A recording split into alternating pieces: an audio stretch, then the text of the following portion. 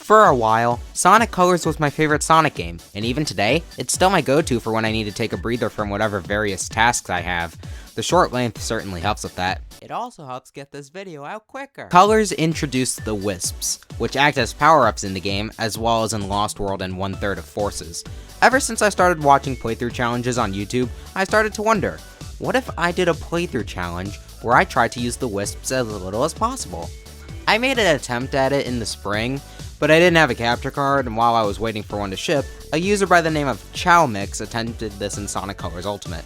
I'll link his video down below, as he did a few things differently than I have. Even though he got his video out before I did, I went through with this anyway, because it was my first idea for a serious video. Now, before we begin, I need to address the elephant in the room. Yes, you are able to play as Supersonic, and Supersonic can't use Wisps. The level design gets tweaked to work around this, but I won't say you can beat the game without a Wisp because of that. You need red rings in order to get the Chaos Emeralds, and good luck trying to get all the red rings without any Wisps. My name is Psyche, and without further ado... Alright, bring it on!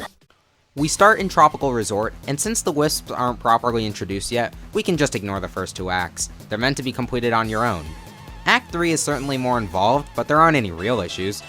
The sections that encourage the cyan laser are so straightforward that you need no fancy tricks to get past them. Although I did goof up at the end and take the slow path to the goal ring. It's no big deal. Act 4 is one of the shortest levels in all of Sonic, so there's nothing to talk about. Act 5, on the other hand, is where things went to shit. Immediately, we come to a section with the Cyan Wisp. Thankfully, we can just sneak by with a well-placed wall jump, but the next area is too steep and there's no way around, so we had to use the laser. But not in the conventional way. Following the diamonds forces you on a path with another mandatory Cyan Wisp, so instead, we aim as high as possible, taking the safe lower path. We continue as normal all the way to the goal ring, but there's one more mandatory laser wisp we have to use. Act 6 was next, and since it was the first example of peak Sonic Colors design, it was an easy clear and the evil Ferris wheel went down faster than Act 4. On to Sweet Mountain. Act 1 was pretty nerve-wracking. It introduces us to the Drill Wisp, and the 2D section ends with a dead end that you can either circumvent with a laser, drill, or by taking the higher path that skips the dead end. The rest of the zone was as easy as pie, which makes sense given the theme. Act 2 is a breeze if you just keep moving. Act 3 doesn't require the orange rocket despite introducing it. Act 4 is another example of peak Sonic Colors design. Act 5 only has Wisps I don't even have yet, and Act 6 has more yellow cubes than Wisps. Well, what do you know? We finished a zone without any Wisps. That's nice. Bosses don't ever require those aliens, so we can skip over them. Next was Starlight Carnival, the beauteous zone with as much automation as Sonic Forces. Act 1 introduces the blue Wisp, and while you only use it for optional shortcuts the first time you see it, the blue cubes are too high for you to jump over the second time it appears, so we have to use it once. Act 2 was pretty intimidating at first. I thought I would have had to try and jump dash through the spikes for a switch. Alas, I couldn't get in, but that turned out to be a non-issue. As long as you keep touching the contact-sensitive bombs, you can clear a path through the boxes and blue cubes to the goal ring. It's tedious, but effective. Acts 3 and 4 are more levels with peak Sonic Colors design, so we'll just skip over them. Act 5 introduces the green Wisp, and I knew we weren't escaping unscathed. As long as you don't boost off the ramp after the second checkpoint, you can actually clear the first hover area with careful jumping, but trying to do so at the end will conclude with disappointment and 3 hover Wisps. Instead, defeat the enemies that come right after the last checkpoint and use the light speed dash with the green Wisp. Since the meter doesn't drain while doing so, you can reach the top with only 2 Wisps instead of 3. Act 6, like Act 5, uses and abuses the hover Wisp, and we have to commit to 2 times of using it. We can't make it up too far on our own before the first one, but dang, the second one was such a tease. With careful wall jumping, you can actually make it further up without using the hover Wisp, but I couldn't lock on to the metal spinner that would take me to the goal ring without it. With the next 3 zones unlocking after the boss, I decided to go to Aquarium Park first, as it doesn't introduce a new Wisp. Act 1 felt shorter than it was. I only went underwater at the end and the goal ring was right there. No Wisps needed. Act 2 has peak Sonic, yeah you get it, so we don't have to worry. We spent all of Act 3 underwater, And while the yellow drill and orange rocket are encouraged, there are always ways around. Act 4 is solidly packed, but the only mandatory Wisp usage is at the end, where you need to boost in order to not die by crab. Of course, I permitted the boost, so I really don't care. Yay for me! Act 5 has another instance of that, so there's nothing to say. Act 6, on the other hand, has a bit of a problem.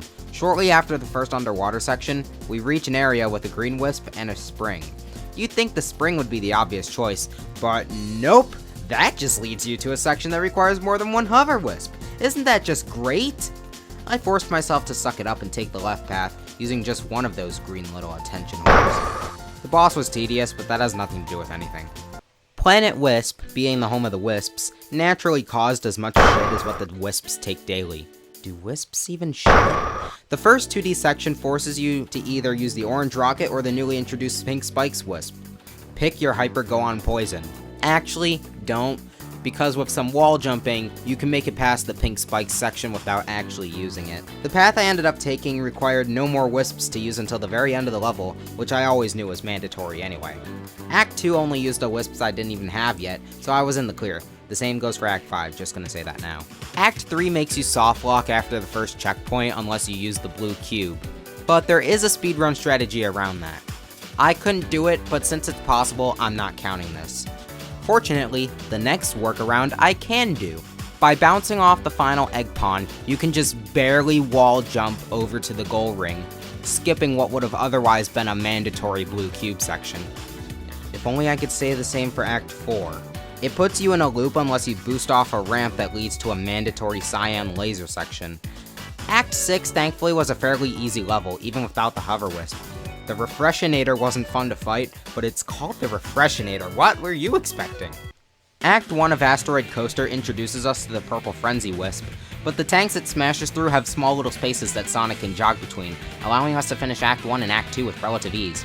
Heck, Sonic Team must have known people would try this challenge, because they added platforms in Act 2 that you can take instead of the unreachable spring. However, I knew before I even started that Act 3 would be impossible, because the entire point of the level is to hit the switch at the end, grab the wisp of your choice, and come back for the goal ring. Or was it impossible? You see, by Badnik bouncing off of the first egg pond you see, wall jumping off the wall, and jump dashing, you can actually skip over the area that would have required the pink spikes wisp, and drop down to the goal ring in less than 10 seconds. Act 4 is the last example of, say it with me now, peak Sonic Colors design! I'm gonna die alone. So there's nothing to say. Act 5 is such a tease. There's a shaft that encourages the cyan wisp, but it's thin enough where you can wall jump up, and if you detach from the wall at the right times, you can actually attack the spinners instead of getting hurt by them. I was never able to do this. Act 6 is an even bigger tease, as there's a section near the end with frenzy tanks you can't crawl through, and invisible walls keep you from jumping around them. Fortunately, there's a speedrun strat that allows you to skip most of the level by clipping out of bounds. I couldn't do it, but it does exist. Strangely enough, however, that's pretty much the last level. Nothing to say about the boss, and no wisps show up in terminal velocity unless you count the unlimited color at the end of the final boss. I don't, because the game doesn't.